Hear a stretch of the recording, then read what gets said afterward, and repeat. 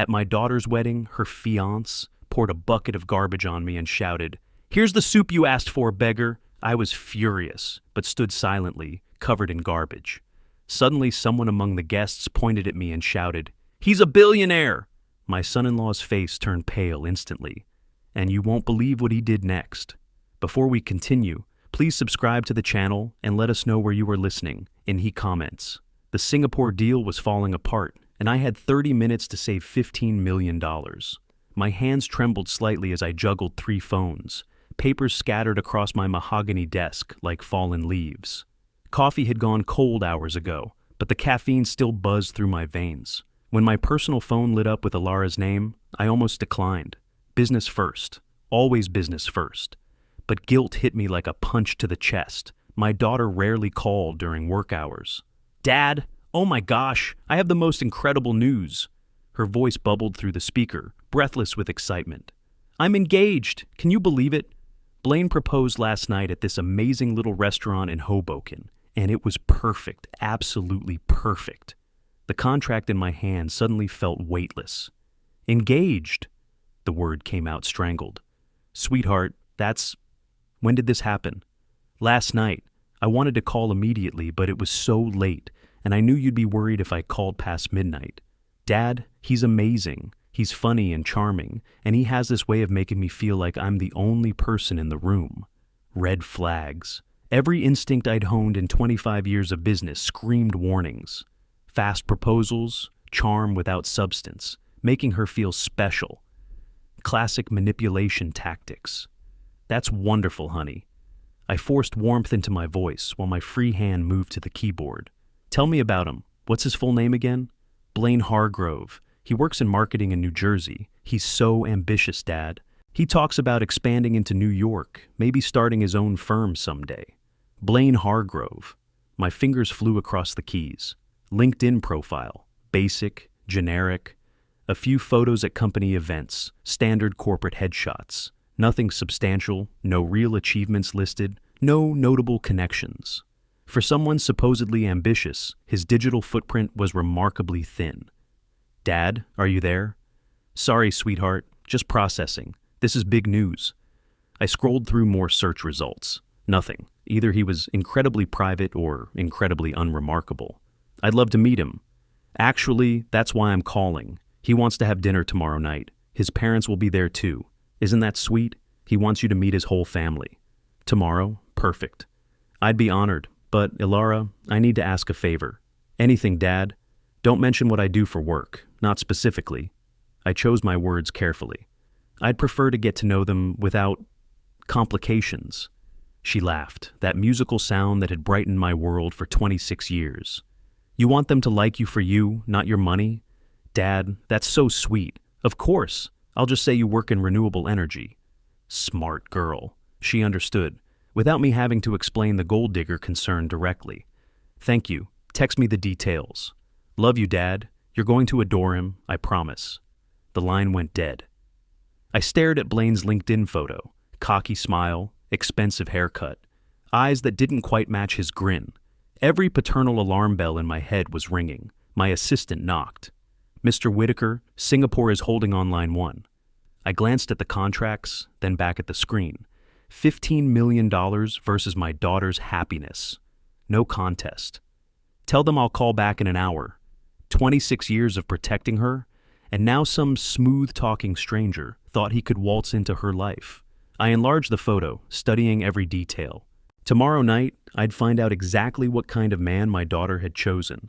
The question was, would he pass the test he didn't know he was taking? Blaine's face faded from my screen as my eyes drifted to the silver frame beside my monitor. Sarah smiled back at me, frozen in time, 24 years old, radiant in her wedding dress, completely unaware that she had less than 3 years left. The hospital had smelled like antiseptic and broken dreams. I'd held Alara for the first time, while Sarah's hand grew cold in mine, her wedding ring still warm against my palm. That ring now sat in my safe at home, but its weight had never left my finger. "I promise," I'd whispered to that tiny, wrinkled face. "I'll protect you from everything." Everything had turned out to be a lot. 3 a.m. feedings while reading business plans by lamplight. Ilara's first words weren't mama or dada, they were dada work, spoken from her high chair, while I typed furiously on my laptop, trying to secure our future with one hand, while spooning mashed carrots with the other. Babysitters quit faster than I could hire them. My schedule was chaos. Investor meetings at dawn, conference calls during nap time, product development sessions that stretched until midnight. I'd built next-gen renewables from our garage while Ilara napped in her carrier, her tiny fist often wrapped around my thumb as I sketched solar panel designs. "Why do you work so much, Daddy?" 5-year-old Ilara had asked, coloring quietly beside my desk while I finalized our first $1 million contract. The irony wasn't lost on me. I was building an empire to protect her, but she was growing up watching me disappear into that very empire. The teenage years brought rebellion. "You don't trust anyone," she'd screamed after I'd quietly investigated her junior prom date. "You think everyone's trying to use me?" She wasn't wrong. I'd seen too many men circle wealth like sharks, all smiles and charm until they got what they wanted. I'd taught her to recognize the signs: too much interest in where we lived, questions about my business, sudden availability whenever she mentioned expensive restaurants. But I'd also taught her independence. College at Berkeley, studying environmental science because she genuinely cared, not because it connected to my business. Her job at EcoThrive paid barely enough for her Brooklyn apartment, but she'd refused my offers to help with rent. "I need to know I can make it on my own, Dad." Now she was 26, brilliant and kind and trusting. Everything Sarah had been. Everything I'd tried to preserve while the world tried to corrupt it. My phone alarm chimed. 8:15 p.m. Dinner plans for tomorrow needed preparation. Real preparation. I closed my laptop and looked out at the San Francisco skyline, lights twinkling like scattered diamonds. Somewhere out there, in a thrift store or discount retailer, was the costume I'd need for tomorrow night's performance. If Blaine Hargrove thought he could charm his way into my daughter's life without proving his worth, he was about to learn otherwise. I'd spent decades protecting Ilara from the wolves in sheep's clothing. Tomorrow, I'd find out if her fiancé was a wolf or a shepherd. The test was about to begin. My alarm screamed at 6:30 a.m., but I'd been awake for an hour, staring at the ceiling of my deliberately modest bedroom. Today, Harlan Whitaker, the billionaire CEO, would disappear. In his place, a middle-class father would emerge. I rolled out of bed and surveyed my San Francisco apartment. 1,200 square feet of carefully curated normalcy. The Italian espresso machine gleamed next to a chipped ceramic mug from a gas station. My authentic thrift store furniture sat beside genuine vintage pieces I'd found at estate sales. Even my deception had to have layers. In my closet, I pushed past hand-tailored suits worth more than most people's cars. Behind them hung my real disguise: worn jeans, faded polo shirts, scuffed sneakers. I'd practiced this transformation before, during undercover market research for NextGen. Amazing how differently people treated you when you looked ordinary. But tonight required more than casual clothes. I needed a complete costume. Second Chance's thrift store sat wedged between a laundromat and a check-cashing place on Mission Street. Perfect. The elderly clerk looked up from her romance novel as I entered, bells jangling overhead. "Help you find something, honey?" "Job interview outfit," I said, affecting slight embarrassment. "Been out of work for a while. Need to look respectable, but can't afford much." Her face softened with genuine sympathy. "Oh, sweetheart. We've got some nice pieces in back. What size?" 20 minutes later, I'd assembled my disguise. A navy suit with slightly worn elbows, polyester blend that had seen better decades, scuffed black shoes that pinched my feet, a tie with a pattern that screamed, "Trying too hard on a budget." "This jacket's perfect on you," the clerk beamed. "Makes you look distinguished. Any employer would be lucky to have you." If only she knew she was dressing a man worth $1.5 billion. "Thank you. This means everything." The total came to $18.43. I paid in exact change, small bills carefully counted. The clerk's encouraging smile nearly broke my heart. Back home, I practiced in the mirror, shoulders slightly hunched. Confidence costs money I supposedly didn't have. Voice softer, less authoritative. Hands clasped rather than commanding. I Googled average salaries for renewable energy consultants in Northern California. $65,000 annually. Comfortable, but not wealthy. Perfect.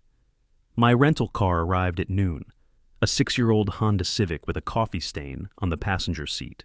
I'd specifically requested their most ordinary vehicle. The Tesla stayed in my garage. One final check, cheap Timex instead of my Rolex, wallet with carefully arranged credit cards showing modest limits. A few family photos that painted the picture of a loving but financially stretched single father.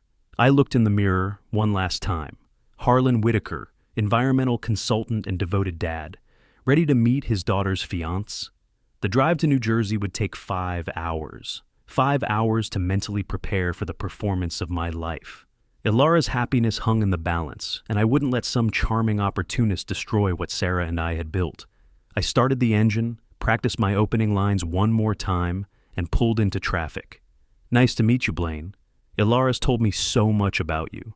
Simple words, but by the end of tonight, I'd know if this man deserved my daughter, or if I'd have to find a way to open her eyes without breaking her heart.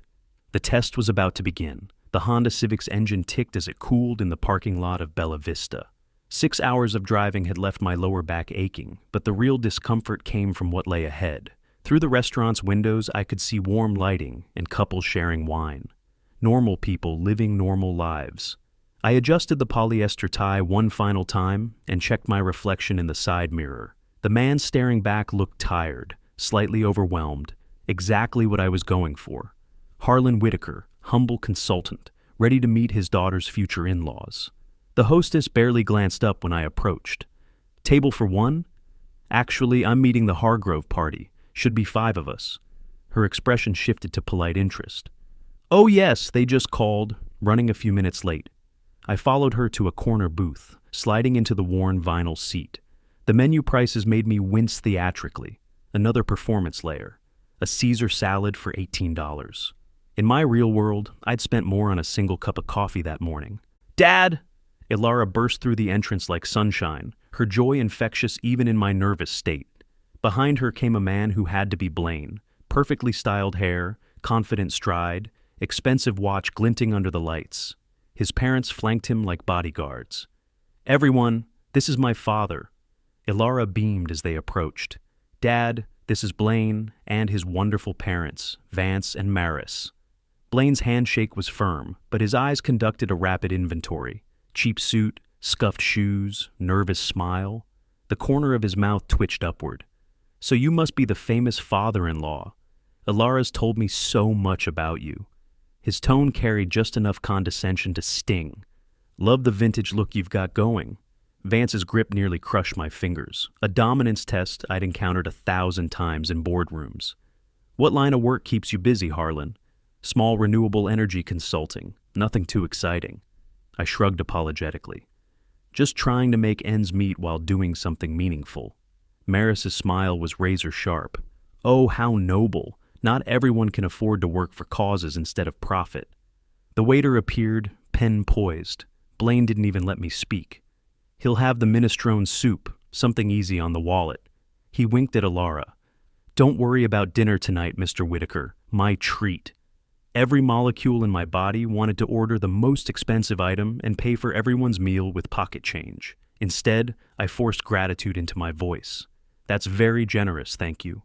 The conversation flowed around me like acid. Subtle digs disguised as concern, jokes at my expense that made Ilara shift uncomfortably. Blaine regaled the table with stories of his marketing successes, each one carefully calibrated to emphasize my comparative failure. "Your dad seems so practical," he told Ilara, loud enough for me to hear. "It's refreshing to meet someone so grounded in reality." Maris nodded sagely. "Salt of the earth people are so important. They keep the rest of us humble." I caught Ilara's eye across the table. She looked mortified but trapped, trying to salvage an evening that was disintegrating by the minute. My daughter's happiness hung in the balance, and these people were treating me like a charity case. The soup arrived, lukewarm and oversalted. I ate it with apparent gratitude while Blaine described his plans to help Ilara manage her finances after marriage. "She's so idealistic," he chuckled, "working at that little nonprofit instead of somewhere profitable.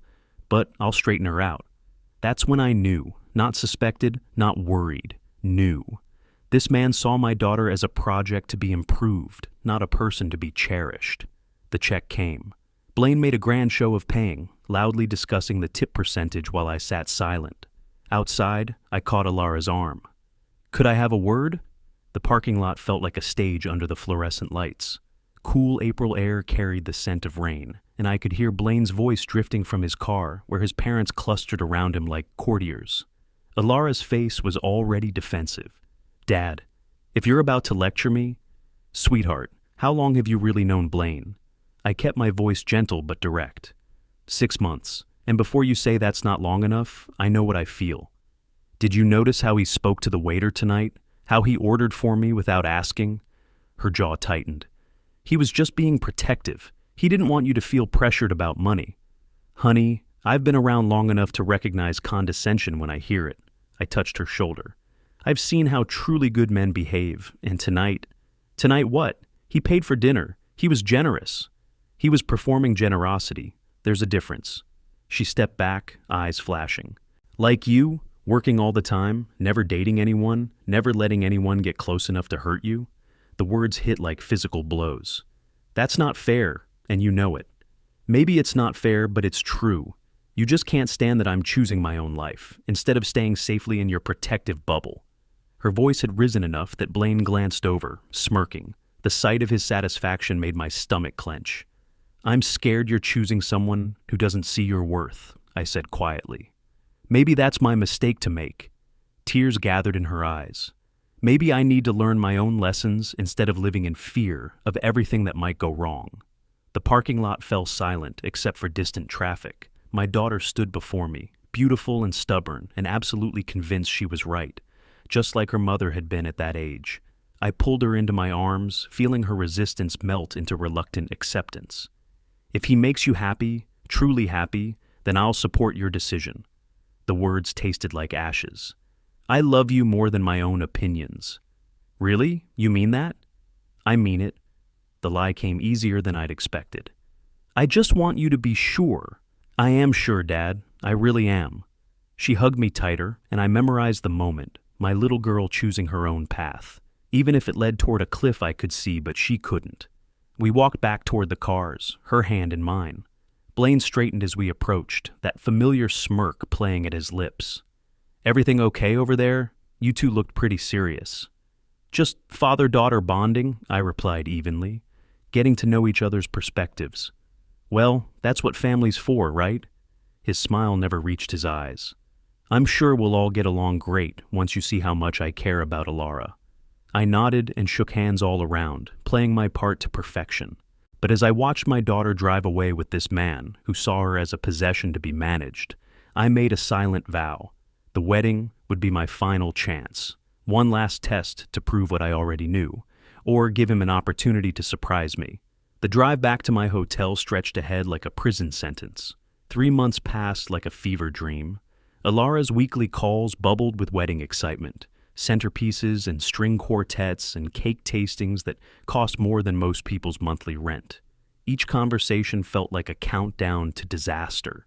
July 15th arrived with oppressive heat and a stack of mail I'd been avoiding. Bills from the companies I barely noticed anymore, charity requests I'd fund with a phone call and there, cream-colored cardstock that made my chest tighten. The invitation was everything I'd expected. Expensive paper, gold lettering, formal language that screamed old money pretensions. "Mr. and Mrs. Vance Hargrove request the pleasure of your company at the marriage of their son, Blaine Theodore, to Miss Alara Rose Whitaker. Willow Grove Estate." I Googled it immediately. $50,000 minimum for a wedding venue. The photos showed manicured gardens and a ballroom that could host corporate galas, way beyond what a marketing manager and his logistics coordinator father could afford. Unless they were gambling everything on this wedding, banking on Alara's family connections to justify the expense. My phone buzzed. Executive assistant. "Mr. Whitaker, should I book first class for your August 3rd flight to New Jersey?" "Coach, actually. Something modest. And clear my calendar for the weekend." A pause. "Sir, the quarterly board meeting is scheduled for Monday. Reschedule it. Family comes first." I hung up and walked to my closet, pushing past suits that cost more than luxury cars. In the back, wrapped in plastic like a shrine to deception, hung my thrift store costume. The navy jacket with its slightly shiny lapels, the polyester pants that never quite fit right. 3 months ago, this had been a test. Now it felt like armor. I tried it on, checking the mirror for changes. The stress of watching my daughter plan her future destruction had carved new lines around my eyes, but the suit still fit. Still made me look like exactly what I was pretending to be. A man scraping by, doing his best, completely outclassed by his daughter's new social circle. My laptop chimed with a Google alert I had set months ago. Blaine Hargrove, New Jersey. Still nothing substantial. No major achievements, no notable failures, and just a man coasting through life on charm and other people's expectations. The wedding was in 18 days. 18 days to watch my daughter promise her life to someone who saw her as a stepping stone to better things. Unless he proved me wrong, unless faced with someone he thought was beneath him, Blaine Hargrove would show actual kindness instead of performed generosity. Unless the man my daughter loved was hiding somewhere beneath the surface smugness. I pulled out my phone and scrolled to Alara's contact. Her latest text was a photo of bridesmaid dresses, accompanied by heart emojis and exclamation points, pure joy radiating from a screen. My finger hovered over the call button. One word from me could shatter this happiness. One conversation about prenups and background checks and trust funds could wake her up to realities she wasn't ready to face. Instead, I typed back, "Beautiful, can't wait to see you walk down the aisle." The response came immediately. "Love you, Dad. You're going to cry, aren't you?" "Probably," I replied, but not for the reasons she thought. I closed the laptop and packed my modest suitcase, folding the cheap suit carefully between layers of equally unremarkable clothes. Tomorrow I'd fly coach to New Jersey and check into a budget hotel. I'd play my part one final time. And maybe, just maybe, Blaine Hargrove would surprise us both. The suitcase zipper closed with finality, sealing my costume inside. In the bedroom mirror, my reflection showed a successful man preparing to pretend to be poor. Time to find out if love could triumph over greed, or if I'd have to watch my daughter learn the hardest lesson of all. BMW sedans and Mercedes coupes stretched across the Willow Grove estate parking lot like a luxury car showroom. My Honda Civic looked pathetic among them, exactly the effect I'd intended. 11:45 a.m., and the wedding guests were already arriving in designer outfits that cost more than most people's monthly salaries. I sat in the rental car for a moment, adjusting my thrift store suit one final time. The navy jacket pulled tight across my shoulders, and the polyester fabric made me sweat under the August sun. Perfect. I picked up the small gift bag from the passenger seat, a modest picture frame from Target, wrapped in generic paper.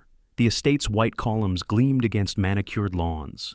Elderly women in Chanel suits glided past, while men in custom tailoring checked expensive watches. I walked through them like a ghost, invisible until someone needed to step around my cheaper presence. "Excuse me, are you looking for someone?" A silver-haired woman in pearls had noticed my hesitation near the guest seating area. Her tone suggested I might be lost. "I'm the bride's father," I replied quietly. Her face shifted through surprise, confusion, and finally polite recovery. "Oh, how wonderful. You must be so proud today." The ceremony space hummed with quiet conversations and rustling silk. I found a seat in the back row, behind families I didn't recognize. Around me, guests whispered about stock portfolios and European vacations, while I studied the ornate decorations that probably cost more than my fake annual salary. 12 o'clock exactly. The string quartet began Pachelbel's Canon, and guests rose as one elegant wave. Then I saw her. Alara floated down the aisle in ivory silk that caught the sunlight like spun gold. My throat closed as memories flooded back, teaching her to ride a bicycle, helping with calculus homework, watching her graduate college.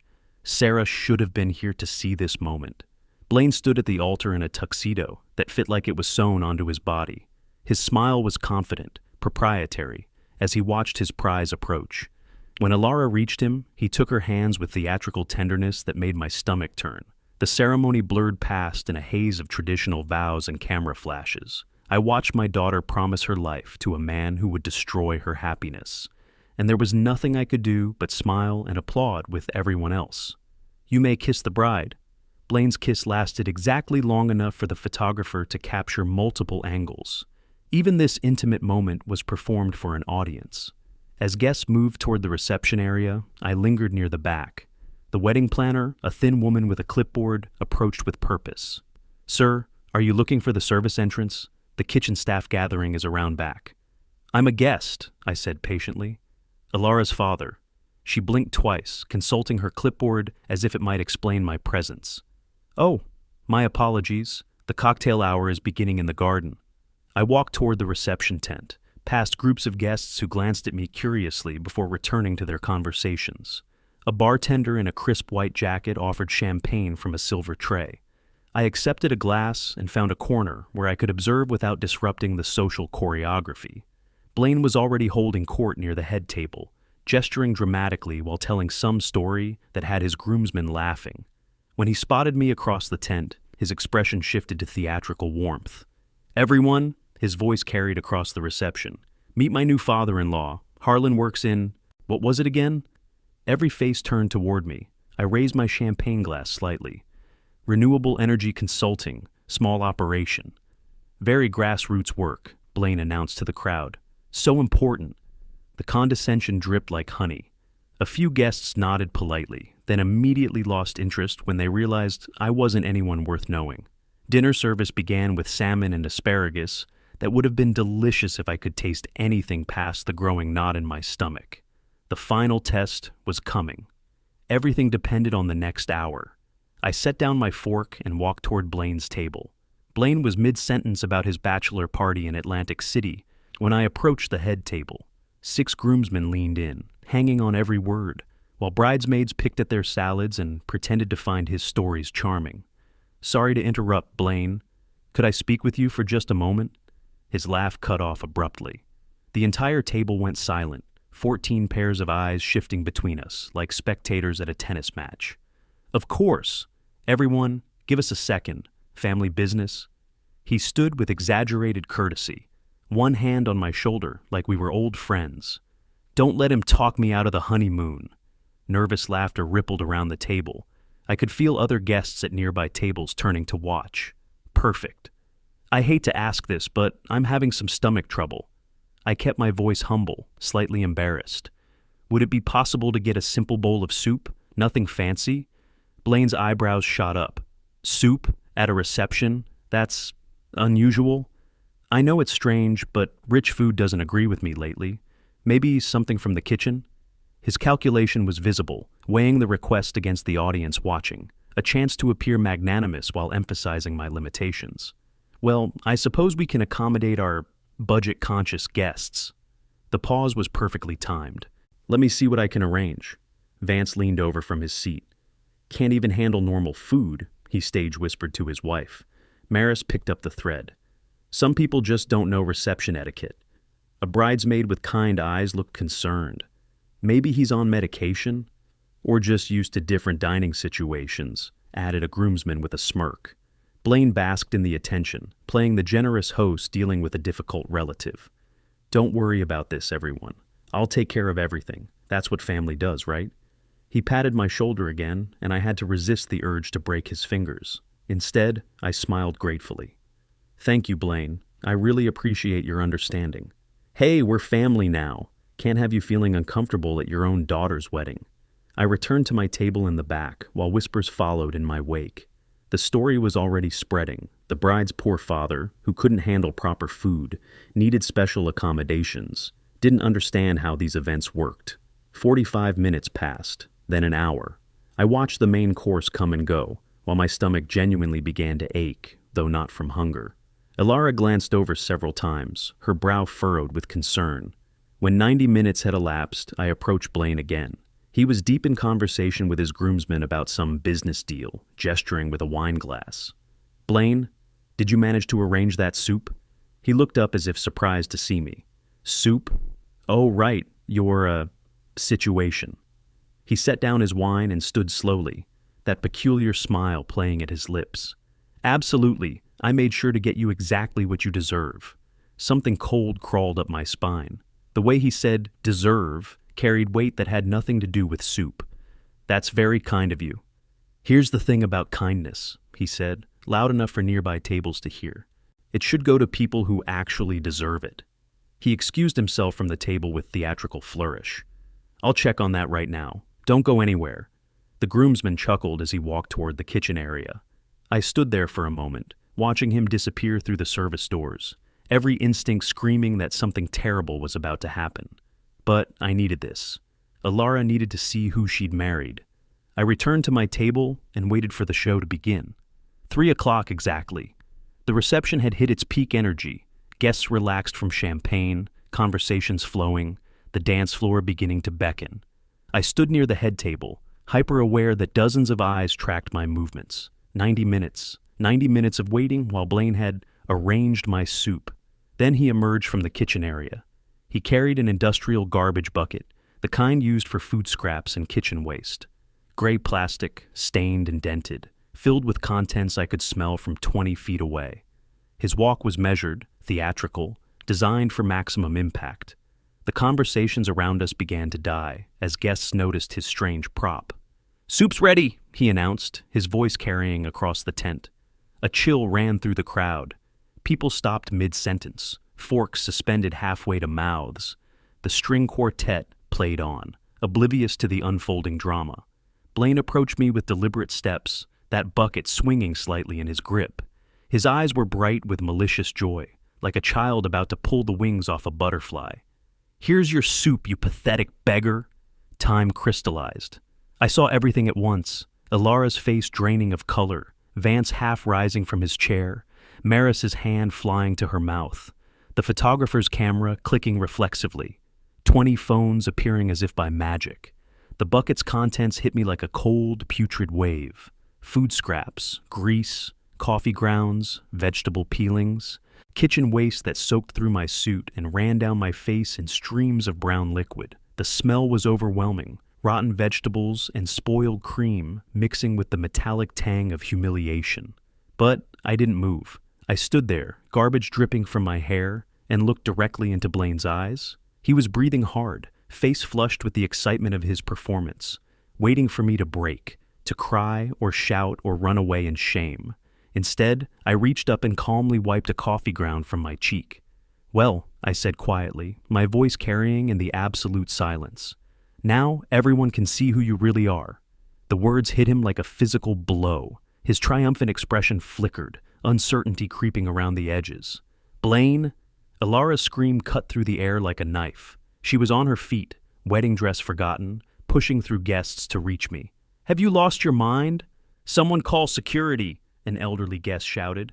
"This is our daughter-in-law's father," Maris wailed, her social mortification complete. Vance grabbed his son's arm. "What have you done?" But the chaos was just beginning. At the back of the crowd, someone was pointing at me, mouth open in recognition. An older man in an expensive suit, phone in his hand, face showing the exact moment realization hit. "Oh my," he started to say, then his voice was lost in the crowd's roar. But his finger stayed pointed directly at me, and I knew my time as a poor man was about to end. The silence stretched for exactly 5 seconds, long enough for me to wipe a piece of lettuce from my cheek and meet Blaine's triumphant stare. He was breathing hard, face flushed with the excitement of his performance, waiting for me to crumble. Then someone in the crowd gasped. Wait a minute." An older man in an expensive suit was squinting at me, phone already in his hand. "That's Harlan Whitaker." "Who?" asked the woman beside him. His voice rose with certainty. "The renewable energy billionaire, next-gen renewables. He's on the Forbes list." The crowd erupted. Phones appeared like magic, guests frantically Googling my name. The whispers started as murmurs and grew to a roar. "That's a billion-dollar company. He drives a Tesla, not that Honda. Look, here's his photo in Fortune magazine." Blaine's face drained of all color. His mouth opened and closed like a fish gasping for air, no sound emerging. The bucket slipped from his nerveless fingers and clattered to the ground. "No," he whispered, then louder. "No, that's impossible. He drives an old car. He asked for soup. He's poor." I stepped closer to him, garbage still dripping from my hair. "Did you enjoy your little performance, Blaine?" His knees buckled slightly. Sweat beaded on his forehead, despite the cool weather. "Mr. Whitaker, sir. I had no idea. Please, take my jacket." He was frantically removing his expensive suit jacket, trying to clean the filth from my clothes with his own hands. The gesture was pathetic, a desperate attempt to undo the undoable. "The time for courtesy has passed," I said quietly. The crowd had shifted completely. Guests who'd ignored me an hour ago now stared at Blaine with revulsion. His groomsmen backed away, as if his humiliation might be contagious. Even his parents looked mortified. "Please!" Blaine's voice cracked. "I'll do anything. Name your price. I'll buy you a new car, a new house, anything." "Some lessons can't be bought, son." I pulled out my phone with deliberate calm. "This has been thoroughly documented. Video from multiple angles. My attorneys will contact you Monday morning." "Please! I'll give you everything I have." The photographer who'd been capturing the wedding was now focused entirely on our exchange. Security guards had appeared at the edges of the crowd, though whether to protect me or remove Blaine wasn't clear. Wedding guests pressed closer, phones recording everything. The viral nature of the moment wasn't lost on anyone. By tonight, this would be everywhere. Vance Hargrove pushed through the crowd, his face ashen. "Son, what have you done?" Maris followed, mascara streaming down her cheeks. "This is our daughter-in-law's father." But Blaine was beyond their reach now, still on his knees, still trying to clean garbage from my shoes with his bare hands. The man who'd humiliated me minutes ago had been reduced to groveling in front of 100 witnesses. I scanned the crowd for Alara, but didn't see her among the chaos. A bridesmaid pointed toward the garden entrance when I caught her eye. The crowd was getting louder, more agitated. Someone mentioned calling the police. Others were already posting videos online. The whole thing was spiraling beyond anyone's control. I had what I came for. Blaine had revealed his true character to everyone who mattered. Time to find my daughter. The stone pathway wound through Victorian rose gardens, each step taking me further from the chaos behind me. I could still hear Blaine's voice calling my name, growing fainter with distance. Good. Fountain water trickled somewhere ahead, masking the sound of my footsteps on gravel. I picked the last bits of coffee grounds from my hair and straightened my ruined tie. The garbage smell would take days to wash out, but that seemed unimportant now. Then I heard her crying. Ilara sat on a wrought iron bench facing away from the reception, her wedding dress spread around her like spilled cream. Her shoulders shook with sobs, her veil askew, her bouquet abandoned on the ground beside her feet. I cleared my throat gently. She turned, and I saw her face, makeup streaked with tears, eyes red and swollen. When she recognized me, fresh tears spilled over. "Daddy, I'm so sorry. I should have listened." I opened my arms, and she collapsed into them, not caring about the stains on my suit. Her whole body trembled against my chest. "Sweetheart, you have nothing to apologize for." "But I defended him. I chose him over you. You chose love. That's what I raised you to do." She pulled back to look at me, searching my face. "Why didn't you tell me about the money? All this time, you own one of the biggest companies in California. I needed to know if he loved you or the idea of you." I brushed a tear from her cheek. I needed to know who he really was when he thought no one important was watching. "You've been testing him this whole time? I've been protecting you the only way I knew how." New tears came, but these seemed different, cleaner somehow. "How can you forgive me after what I said in that parking lot? After I accused you of being jealous and controlling? Because you're my daughter, and I love you more than my pride. I feel so stupid. You feel human. That's what makes you beautiful." We sat together on the bench, her wedding dress billowing around us like a cloud. In the distance, I could hear sirens. Someone had called the police after all. "What happens now?" she asked. "Now, we go home. We figure out the legal mess. We heal. I don't know how to face people. Everyone's going to know what happened, what I married. You married someone who hid his true nature very well. That's not your fault." She was quiet for a long moment, processing everything. When she spoke again, her voice was stronger. "I want to come back to California. I can't stay here anymore. Your room is exactly the way you left it. And work, I'll need to find something. There's always a place for you at Next Gen, if you want it. No nepotism, no special treatment. You'd earn your position." She leaned against my shoulder. "I missed you, Dad. I missed us. I missed us too." The sirens were getting closer. Soon this place would be crawling with police and reporters. We needed to leave before the circus got worse. "Ready to go home?" She nodded, then stood and smoothed her dress. Will you help me out of this thing first? I never want to see it again. I laughed, the first genuine laugh I'd had in months. I think we can arrange that. We walked together toward the parking area, her hand tucked into my arm. Behind us, the sound of her ruined reception grew louder. Ahead of us lay whatever came next. At the parking area, Alara stopped short. Dad, is that your Tesla? The Model S sat 20 feet away, company parking pass visible on the dashboard. Next to it, my rental Honda Civic looked even more pathetic than before. One of them, I admitted. I have a few cars. She shook her head, half laughing, half crying. The whole performance. You really committed to the bit. Had to be convincing. I opened the Honda's passenger door. One more ride in character? Why not the Tesla? This car has been part of the story. Seems wrong to abandon it now. As we drove away from Willow Grove Estate, I could see the chaos in my rearview mirror. Police cars, news vans already arriving, wedding guests streaming toward their vehicles. Blaine was probably still on his knees in that tent. Alara's phone buzzed constantly. She glanced at it, eyes widening. Dad, this is everywhere online already. Someone posted the video, and it has 50,000 views. Good. Let the world see who he really is. The comments? People are calling you a hero. They're saying Blaine got what he deserved. What do you think? She was quiet for a moment, scrolling through responses. I think justice looks different than I expected. My own phone rang. My attorney, right on schedule. Mr. Whitaker, I've seen the videos. Clear grounds for assault and intentional infliction of emotional distress. Put it on speaker, Alara said. I want to hear this. We have multiple witnesses, video evidence from several angles, and a clear pattern of premeditated humiliation. The lawyer continued. This is winnable. I want consequences, not destruction, I said carefully. Measured response. Understood. Civil suit for damages, public apology, community service. Nothing that ruins his life permanently, but enough to ensure he thinks twice before treating anyone this way again. Alara leaned toward the phone. What about the marriage? Can I get an annulment? Absolutely. Fraud, misrepresentation of character, emotional abuse. We'll have papers filed by Wednesday. I just want it to be over, she said quietly. It will be, I promised. On our terms. The highway stretched ahead, city lights beginning to twinkle in the distance. Alara had changed out of her wedding dress in the estate's bathroom, now wearing jeans and a simple blouse I'd grabbed from her honeymoon luggage. I can't believe I was so blind, she said.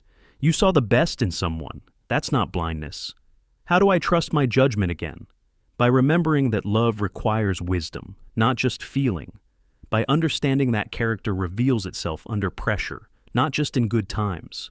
My phone showed 17 missed calls from reporters. I turned it off. Will you come back to work at EcoThrive? I asked. Actually, she paused, considering. What you said about NextGen, did you mean it? About earning my position? Every word. Then yes, I want to learn the business. I want to understand what you built, what I'm inheriting someday. It's not just money, you know. It's responsibility to employees, to the environment, to the future. I'm ready to learn. The GPS indicated 2 hours to San Francisco International Airport. We'd catch the red-eye to Los Angeles, then drive up the coast to home. By tomorrow morning, this would all feel like a very expensive nightmare. Dad, yes, thank you for protecting me, for testing him, for loving me enough to risk everything. That's what fathers do. Even billionaire fathers who pretend to be poor, especially those. We drove in comfortable silence, leaving the wreckage of her wedding day behind us. Ahead lay home, healing, and whatever came next. The test was over. My daughter was coming home. That was worth any price. If you like this story, please like this video, subscribe to the channel, and share your impressions of this story in the comments. To listen to the next story, click on the box on the left. Thank you for watching.